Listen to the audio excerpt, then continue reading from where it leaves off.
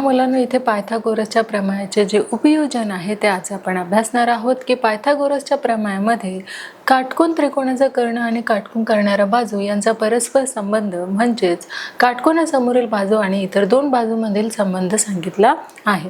म्हणजेच त्रिकोणातील लघुकोनासमोरील बाजू इतर दोन बाजूंशी असलेला संबंध तसेच विशाल कोनासमोर बाजूंचा इतर दोन बाजूंशी असलेला संबंध पायथागोरसच्या प्रमेयाने ठरवता येतो। म्हणजे हे संबंध खालील उदाहरणातून आपल्याला काय करायचे आहे तर जाणून घ्यायचे आहे। बघा, त्यासाठी आपल्याला काही उदाहरणे इथे दिलेली आहे आणि त्या उदाहरणाद्वारे आपल्याला पायथागोरसचे जे काही उदाहरण आहे त्यावरून आपल्याला जे उपयोजन आहे त्याचं ते समजून घ्यायचं आहे।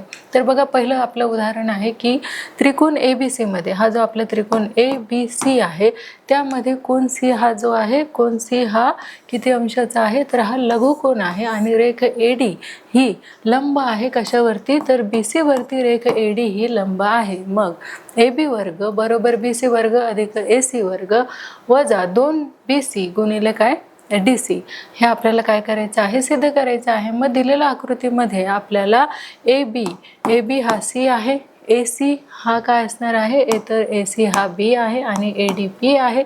तसेच BC बरोबर काय आहे A आणि DC बरोबर आपल्याला काय मानायचं आहे तर X मानायचा आहे। म्हणून BD बरोबर काय आहे A वजा X। म्हणून त्रिकोण ADB मध्ये पायथागोरसच्या प्रमेयानुसार C वर्ग बरोबर काय आहे तर A वजा X वर्ग अधिक P वर्ग। मग C वर्ग बरोबर A वर्ग वजा काय आहे 2X अधिक X वर्ग अधिक P वर्ग हे आहे समीकरण 1। मग त्रिकोण ADC मध्ये पायथागोरसच्या प्रमेयानुसार B वर्ग बरोबर आपण घेतलेला आहे P वर्ग अधिक X वर्ग P वर्ग बरोबर B वर्ग वजा X वर्ग हे आहे आपलं समीकरण 2।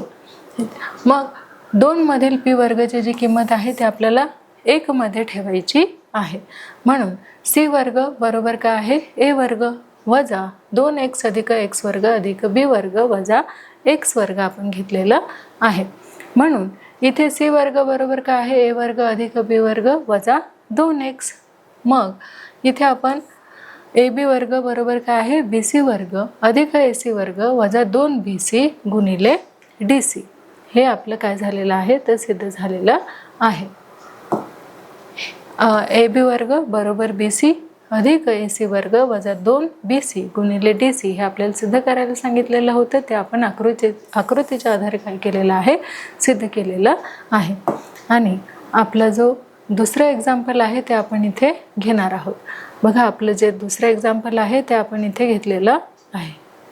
त्रिकोण ABC मध्ये हा जो त्रिकोण आहे आपला ABC हा कोन ACB विशाल कोन आहे, रेख AD लंब आहे। ही जी रेख AD आहे ती काय आहे लंब आहे कशावरती BC वरती। तर सिद्ध करा की AB वर्ग BC वर्ग अधिक AC वर्ग बरोबर 2BC गुणिले CD हे आपल्याला काय करायचं आहे सिद्ध करायचं आहे। समजा AD बरोबर P AC बरोबर B आणि AB बरोबर काय आहे C आहे असं आपण इथे काय करणार आहोत तर मांडणार आहोत। म्हणून BC बरोबर काय आहे A DC बरोबर आपल्याला X मानायचं आहे। म्हणून DB बरोबर काय आहे X अधिक A अधिक X। मग त्रिकोण ADB मध्ये त्रिकोण ADB मध्ये आपल्याला पायथागोरसच्या प्रमेयानुसार C वर्ग बरोबर A अधिक X कंसाचा वर्ग अधिक P वर्ग। मग C वर्ग बरोबर A वर्ग अधिक 2X अधिक X वर्ग अधिक काय येणार आहे P वर्ग हा आहे समीकरण 1। मग तसेच त्रिकोण ADC मध्ये B वर्ग बरोबर P वर्ग अधिक X वर्ग P वर्ग बरोबर B वर्ग वजा X वर्ग हे आहे आपलं समीकरण 2 जे आपण इथे घेतलेलं आहे। आता 1 मध्ये 2 मधील P वर्गाची आपल्याला किंमत ठेवायची आहे। म्हणून C वर्ग बरोबर A वर्ग अधिक 2AX अधिक X वर्ग अधिक B वर्ग वजा X वर्ग आपल्याला करायचं आहे। म्हणून C वर्ग बरोबर A वर्ग अधिक 2AX अधिक काय घेतलेलं आहे B वर्ग घेतलेलं आहे। AB वर्ग बरोबर BC वर्ग अधिक AC वर्ग अधिक 2BC गुणिले काय येणार आहे तर CD हे येणार आहे।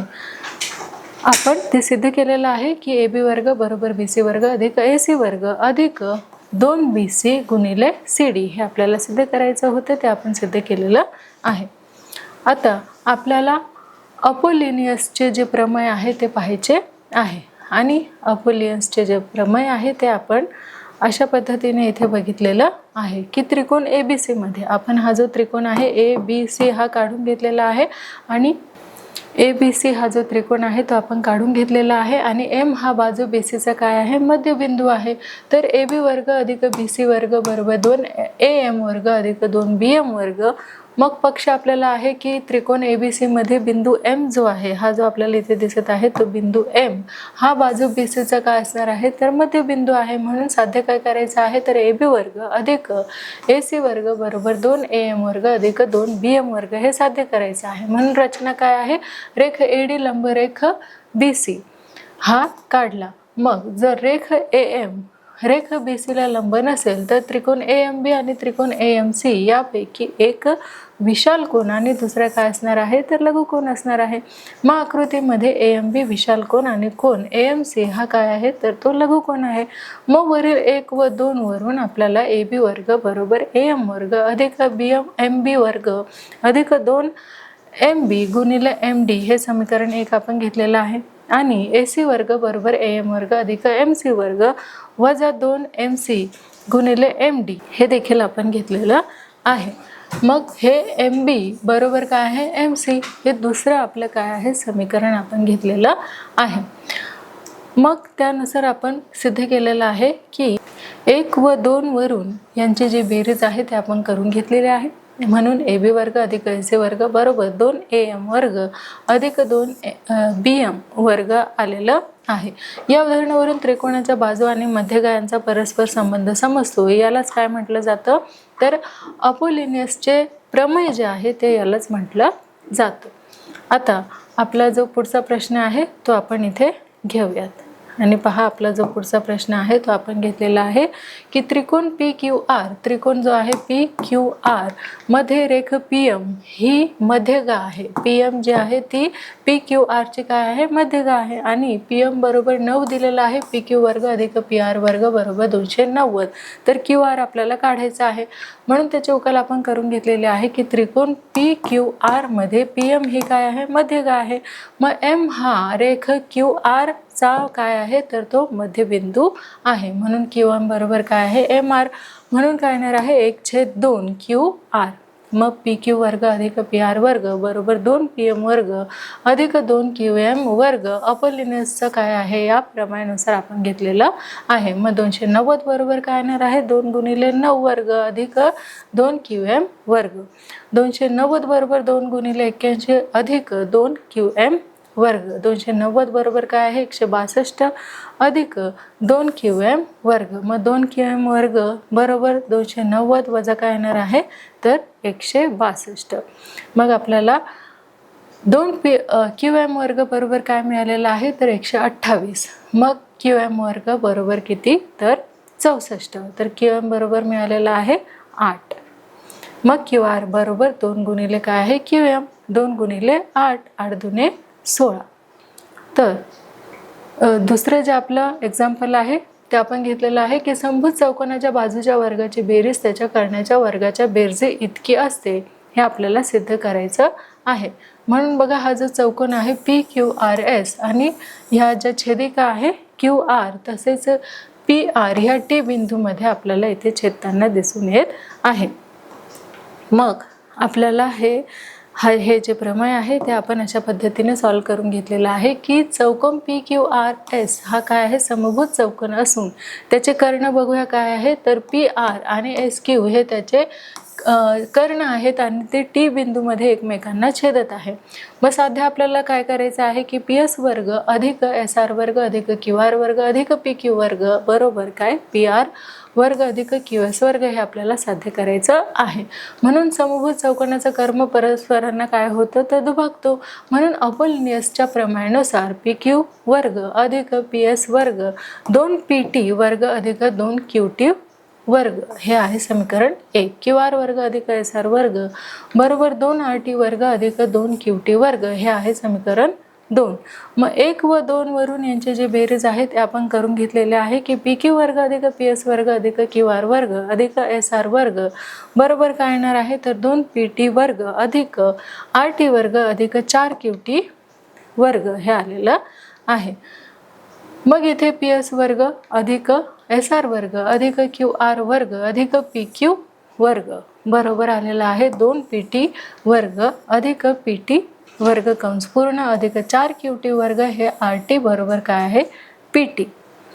मग 4 पी टी वर्ग अधिक 4 क्यू टी वर्ग बरोबर कंसामध्ये 2 पी टी वर्ग अधिक 2 क्यू टी वर्ग पी आर वर्ग अधिक काय आहे क्यू एस वर्ग हे आहे। मग आता तिसरं जे एक्झाम्पल आहे ते आपण इथे घेतलेलं आहे की त्रिकोण एबीसी मध्ये त्रिकोण एबीसी मध्ये एबी बरोबर किती दिलेला आहे 10, एसी बरोबर 7, बीसी बरोबर 9 तर बिंदू सी मधून बाजू एबी वर काढलेला मध्यगाची जी लांबी आहे ती किती आहे। मग ती काढलेली आहे आपण दिलेल्या माहितीवरून आपल्याला काय करायचे आहे रचना करायची आहे। म्हणून बिंदू सी मधून बाजू एबी वर मध्यगा बिंदू पी मध्ये आपल्याला छेदते। मग पी ए बरोबर काय आहे तर पी बी आहे पण ए बी बरोबर किती आहे तर ए बी बरोबर 10 आहे। मग पी ए बरोबर काय आहे तर पी बी बरोबर 5। मग अपोलिनियसच्या प्रमेयानुसार ए सी वर्ग अधिक बी सी वर्ग बरोबर 2 पी सी वर्ग अधिक 2 पी ए वर्ग। मग म्हणून 9 वर्ग अधिक 7 वर्ग 2 पी सी वर्ग अधिक काय येणार आहे 2 कंसामध्ये 5चा वर्ग म्हणून 81 अधिक 49 बरोबर 2 पी सी वर्ग अधिक 2 गुणिले काय आहे तर 25। मग इथे अपोलिनियसच्या प्रमेयानुसार आपण घेतलेलं आहे की 2 पी सी वर्ग अधिक बरोबर किती 130 वजा 50 पी सी वर्ग बरोबर काय आहे 80 भागिले 2 मग पी सी वर्ग बरोबर किती आलेला आहे 40।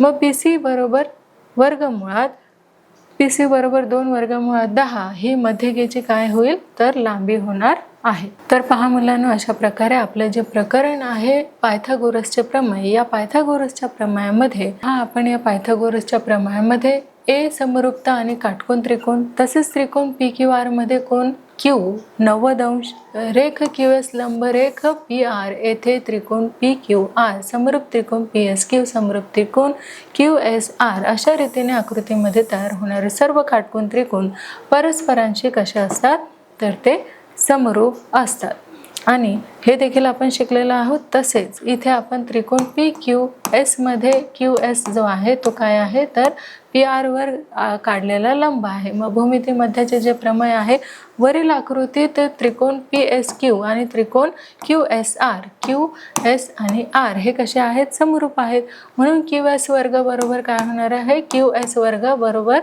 पी एस गुणिले काय होणार आहे तर एस आर हे होणार आहे। म्हणून रेख क्यू एस हा रेख पी एस व रेख एस आर या रेषाखंडाचा काय आहे तर तो भूमिती मध्य आहे। आणि त्यानंतर आपण पायथागोरसचे प्रमेय तसेच काटकोन त्रिकोणात कर्णाचा वर्ग हा इतर 2 बाजूंच्या वर्गांच्या बेरजे इतका असतो। तसेच पायथागोरसच्या प्रमेयाचा व्यत्यास एखाद्या त्रिकोणातील एका बाजूचा वर्ग हा त्या त्रिकोणाच्या उरलेल्या 2 बाजूंच्या वर्गाच्या बेरजे इतका असेल तर तो त्रिकोण काटकोन त्रिकोण असतो। याशिवाय आणखी एक गुणधर्म खूप उपयोगी आहे तोही आपल्याला काय करायचा आहे लक्षात ठेवायचा आहे। म्हणजेच काटकोन त्रिकोणामध्ये एक बाजू कर्णाच्या निम्मी असेल तर त्या बाजूच्या समोरील कोन 30 अंश असतो। हा गुणधर्म 30 अंश 60 अंश 90 अंश प्रमेयाचा व्यत्यास आहे इत्यादीचा देखील आपण काय केलेला आहे तर या प्रकरणामध्ये अभ्यास केलेला आहे। तर पहा मुलांनो आपले जे प्रकरण दुसरं आहे पायथागोरसचे प्रमेय हे आपण अभ्यासलेलं आहे। आता त्याचा सराव खेळ परीक्षा आणि काही प्रश्न उत्तरे घेऊन देखील आपण हे जे प्रकरण आहे ते अधिक चांगल्या पद्धतीने समजून घेणार आहोत। तर मुलांना आपलं हे पायथागोरसचे जे प्रकरण आहे ते आपण अभ्यासलेलं आहे। आता थोडक्यात त्याचा सराव खेळ परीक्षा आणि काही प्रश्न उत्तरे घेऊन आपण काय करणार आहोत तर हा पाठ अधिक चांगल्या पद्धतीने समजून घेणार आहोत। चला मग मुलांना आपण सुरुवात करूया या पाठाच्या सरावाला। आणि या पाठामध्ये बघा आपल्याला काही प्रश्न उत्तरे जे आहेत ते विचारले जातील आणि त्यामध्ये आपल्याला 2 ऑप्शन जे आहेत ते दिले जातील आणि त्यापैकी योग्य ऑप्शन जे आहे ते आपल्याला सिलेक्ट करायचं आहे। बघा आपला जो पहिला क्वेश्चन आहे तो असा आहे की काटकोन त्रिकोणात कर्णाचा वर्ग हा इतर 2 बाजूच्या डॅश असतो तो गुणाकार इतका असतो की बेरजे इतका असतो सांगा पाहू कुठला असतो अगदी बरोबर, बेरजे इतका असतो. आणि आपला जो पुढचा प्रश्न आहे तो इथे आपण घेणार आहोत की काटकोन त्रिकोणात 30 अंश मापाच्या कोनासमोरील बाजू कर्णाच्या डॅश असते, निम्मी असते की दुप्पट असते? अगदी बरोबर, कशी असते तर ती निम्मी असते. आणि आपला जो पुढचा प्रश्न आहे तो आपण घेणार आहोत की काटकोन त्रिकोणात 60 अंश मापाच्या कोनासमोरील बाजू कर्णाच्या डॅश असते, ती 1/वर्गमुळात 2 असते की वर्गमुळात 3/2 असते? सांगा पाहू काय असते? अगदी बरोबर, ती असते वर्गमुळात 3/2. आणि आपला जो पुढचा प्रश्न आहे तो आपण घेणार आहोत की काटकोन त्रिकोणाचे लघुकोन 45 अंश व 45 अंश मापाचे असतील तर काटकोन करणारी प्रत्येक बाजू ही कर्णाच्या डॅश असते. बघा, 1/वर्गमुळात 2 की वर्गमुळात 3/2 काय असणार आहे? अगदी बरोबर, 1/वर्गमुळात 2 हे आपलं योग्य उत्तर आहे. आणि आपला जो पुढचा प्रश्न आहे तो आपण घेतलेला आहे की काटकोन त्रिकोणात कर्णावर काढलेला शिरोलंब त्या शिरोलंबामुळे होणारा कर्णाच्या 2 भागांचा डॅश असतो, तो काय असतो? बघा, भूमितीमध्ये असतो की दुभाजक असतो? सांगा पाहू. अगदी बरोबर, काय असतो तो? तर भूमितीमध्ये असतो. आणि आपला जो पुढचा प्रश्न आहे तो असा आहे की एखाद्या त्रिकोणातील एका बाजूचा वर्ग हा त्या त्रिकोणाच्या उरलेल्या 2 बाजूंच्या वर्गाच्या बेरजे इतका असेल तर तो त्रिकोण डॅश त्रिकोण असतो, तो लघुकोन असतो की काटकोन असतो? अगदी बरोबर, काय असतो तर तो काटकोन हा असतो. आणि आपला जो पुढचा प्रश्न आहे तो आपण घेऊयात. एका संख्येचा वर्ग हा इतर 2 संख्यांच्या वर्गाच्या बेरजे इतका असेल तर त्याला पायथागोरसचे डॅश म्हणतात. काय म्हणतात पहा, त्याला त्रिकूट म्हणतात की प्राप्तांक म्हणतात? अगदी बरोबर, काय म्हटलं जातं तर त्याला त्रिकूट असे म्हटलं जातं. आणि आपला जो पुढचा प्रश्न आहे, काटकोन त्रिकोणात 2 बाजू अनुक्रमे 7 आणि 24 असतील तर त्याचा कर्ण डॅश असेल, तो 21 असेल की 25 असेल? अगदी बरोबर, काय असेल तर तो 25 असेल. आणि आपला जो पुढचा प्रश्न आहे तो असा आहे की काटकोन त्रिकोणात कर्णावर टाकलेल्या शिरोलंबामुळे जे त्रिकोण तयार होतात ते मूळ काटकोन त्रिकोणाशी व परस्परांशी काय असतात? समरूप असतात. मग हे चूक आहे की बरोबर आहे? अगदी बरोबर, काय आहे तर हे जे स्टेटमेंट आहे ते अगदी बरोबर आहे. आणि आपला जो शेवटचा प्रश्न आहे तो असा आहे की काटकोन त्रिकोणात एक बाजू कर्णाच्या निम्मी असेल तर त्या बाजूच्या समोरील कोन 60 अंश असतो. हे जे स्टेटमेंट आहे, विधान आहे, ते चूक आहे की बरोबर? अगदी बरोबर, काय आहे तर हे स्टेटमेंट चूक आहे. तर पहा मुलांनो, अशा प्रकारे आपण ह्या पाठाचा काय केलेला आहे तर सराव देखील करून घेतलेला आहे. आणि खेळाच्या माध्यमातून सुद्धा आता आपण काय करणार आहोत तर हा जो पाठ आहे तो अगदी छान पद्धतीने समजून घेणार आहोत. तर बघा, आपण गिटार हा जो गेम आहे तो सिलेक्ट केलेला आहे. त्यामध्ये आपल्याला काही प्रश्न जे आहेत ते विचारले जाणार आहे आणि त्यासाठी आपल्याला काही ऑप्शन इथे दिलेले आहेत. त्या ऑप्शनपैकी योग्य ऑप्शन आपल्याला सिलेक्ट करायचं आहे. तर बघा, आपला जो पहिला ऑप्शन आहे, पहिला प्रश्न आहे, एका काटकोन त्रिकोणात कर्णावरील शिरोलंबामुळे कर्णाचे 4 सेमी व 9 सेमी लांबीचे 2 भाग होतात तर त्या शिरोलंबाची लांबी किती? ऑप्शन आहेत 9 सेंटीमीटर, 6 सेंटीमीटर, 2/6 सेंटीमीटर की 4 सेंटीमीटर? योग्य ऑप्शन काय आहे? अगदी बरोबर, 6 सेंटीमीटर. आणि त्याचा कलर आहे ग्रीन. आपलं राईट आन्सर आलेलं आहे.